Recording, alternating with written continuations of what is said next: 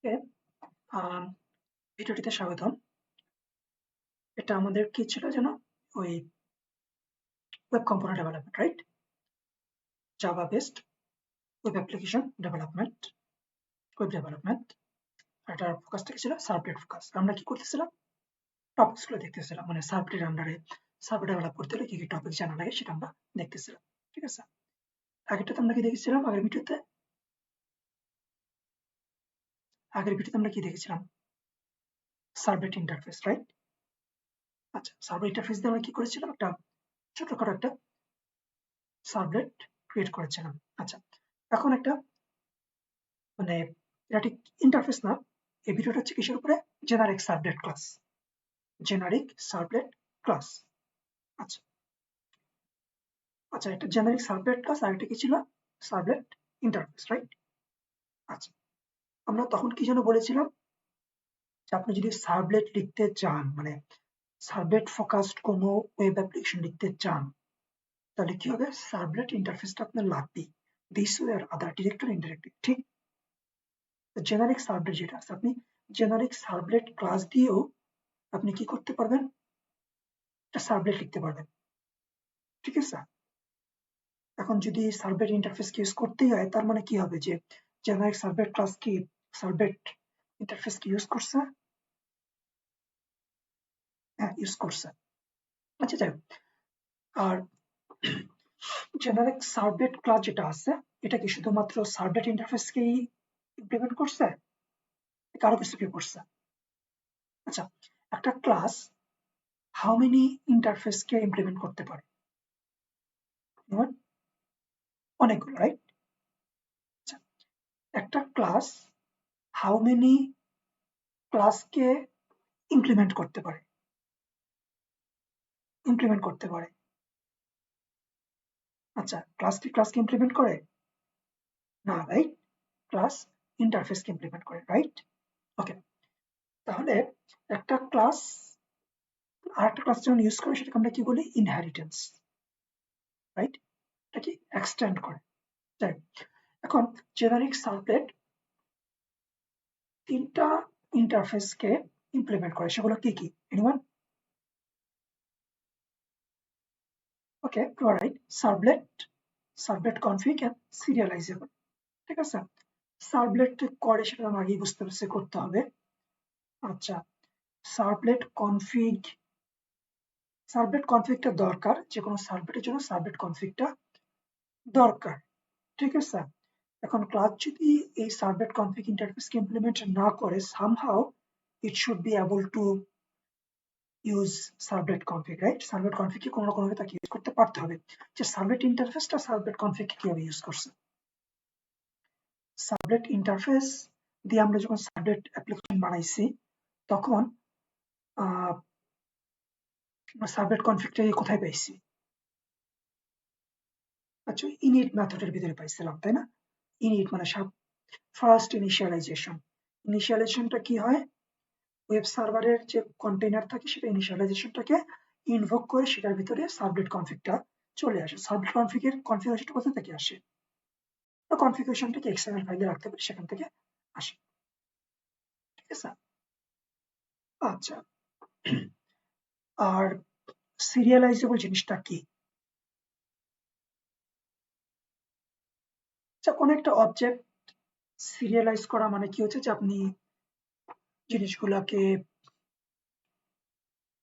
Save করতে পারলেন, আবার রিট্রিভ করতে পারবেন। কোন একটা পার্টিকুলার স্টেটকে আপনি সেভ করতে পারবেন, আবার রিট্রিভ করতে পারবেন। ঠিক আছে, অনেক ক্ষেত্রে এটাকে মানে ফাইল টাইপের একটা আপনি চিন্তা করতে পারেন, যদিও টেকনিক্যালি যাই হোক,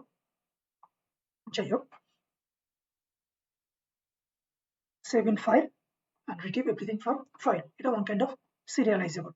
ঠিক আছে, তার মানে জেনারিক সার্ভে যে ক্লাসটা আছে, এই ক্লাসটাকে আপনি সিরিয়ালাইজ করতে পারবেন। সিরিয়ালাইজ করতে পারবেন মানে কি? ক্লাসের যে কোনো স্টেটকে আপনি সেভ করে রাখতে পারবেন, পরবর্তী ওই স্টেটটাকে আপনি রিট্রিভ করতে পারবেন। ঠিক আছে, আচ্ছা, এখন জেনারিক সার্ভলেট ক্লাস যেটা আছে, এখানে কিছু মেথড আছে।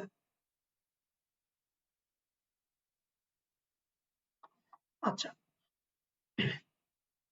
ইনিশিয়ালাইজেশন মেথড সেটা আছে এখানে, মানে সার্ভলেট ইন্টারফেসের মতো।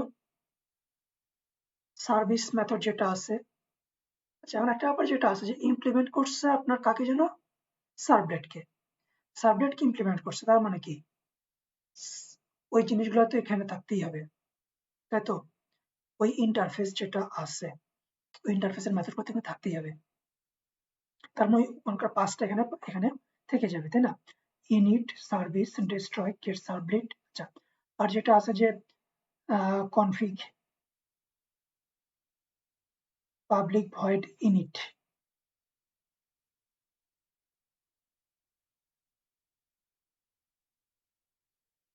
আচ্ছা একটা তো হচ্ছে যে ইনিট কনফিগারেশন সহ একটা ব্যাপার থাকে যে servlet config, config as a parameter, আর একটা হচ্ছে যে শুধু ইনিট, ঠিক আছে?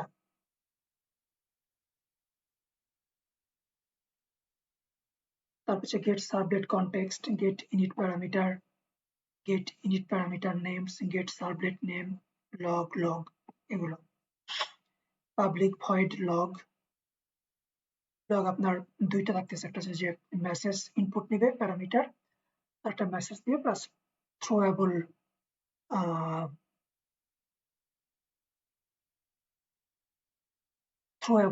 আরটা আছে আর কি,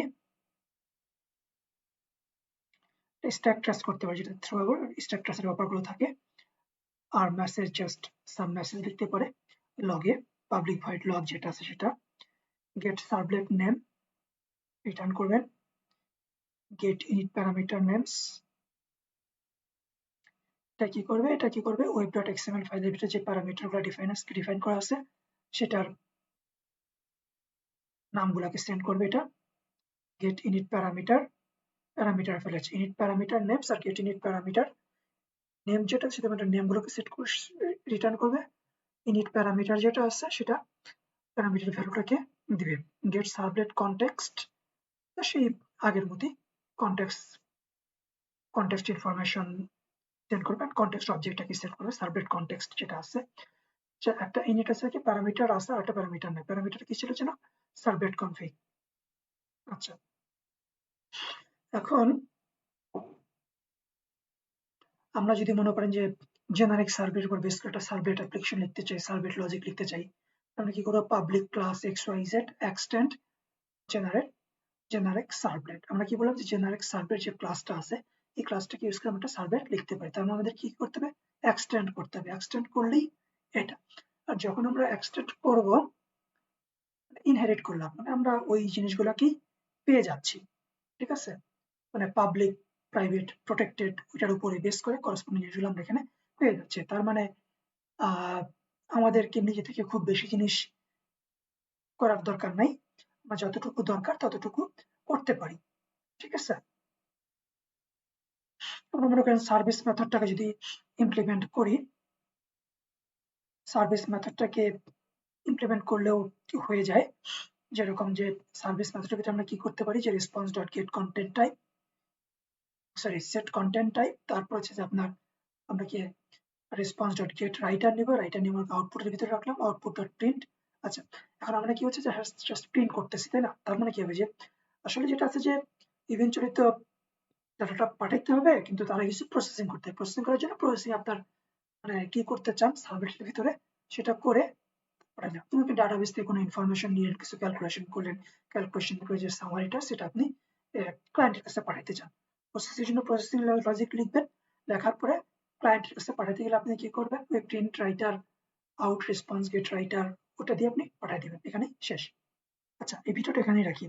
আর আমি আসলে ওবিএস ওপেন ব্রাউজার সফটওয়্যারটা লিখতেছি, এটা কিছু লিমিটেশন আছে, কিন্তু এটা সুবিধা যেটা আছে যে আমি মানে ভিডিওটা করার সাথে সাথেই আউটপুট ফাইলটা পেয়ে যাই। জুম দিয়ে করলে যেটা হয় যে মানে প্রসেসিং হওয়ার জন্য ওয়েট করা লাগে, এখানে ওয়েট করাটা লাগতেছে না। আচ্ছা, যাই, ভালো থাকবেন।